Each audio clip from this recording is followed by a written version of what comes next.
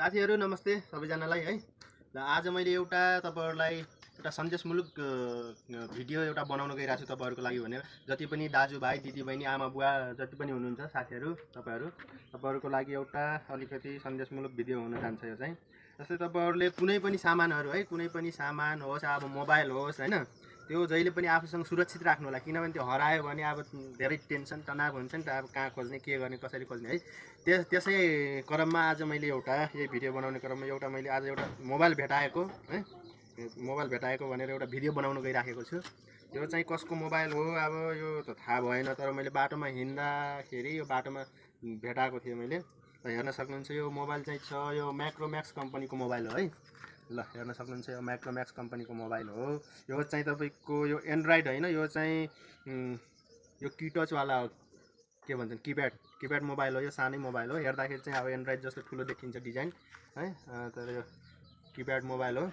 तर अब यो कसको हो, अब कसले खसाले खोज्न पनि आएको छैन है साथीहरु। यो मोबाइल खोज्न पनि कोही आएको छैन र फोन पनि आएको छैन अहिलेसम्म। अब मैले के को आधारमा यो कसलाई दिने, के गर्ने भनेर अब यो अलिकति आफैमा म पनि कन्फ्युज भइरहेको छु। अब कसैलाई फोन यसमा भएको नम्बरमा फोन गरेर अब भनिदिने कि के गर्ने हैन।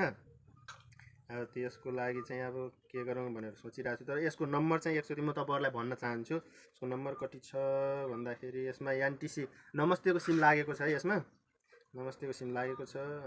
नम्बर चेक गर्ने *9#। ल साथीहरु, कति साथीहरुलाई यो पनि थाहा छैन होला, नमस्तेको एनटीसी को नम्बर चेक गर्ने, कसरी चेक गर्ने भने त्यो पनि थाहा छैन होला। ल यही भिडियो मार्फत त्यो पनि जानकारी गराउन चाहन्छु मैले। *9# हान्नुभयो भने नमस्तेको सिमको नम्बर देखाउँछ है, आफ्नो नम्बर। ल यसको नम्बर चाहिँ यसको नम्बर चाहिँ रहेछ यो 9768863652 यो मोबाइलमा रहेको नम्बर छ।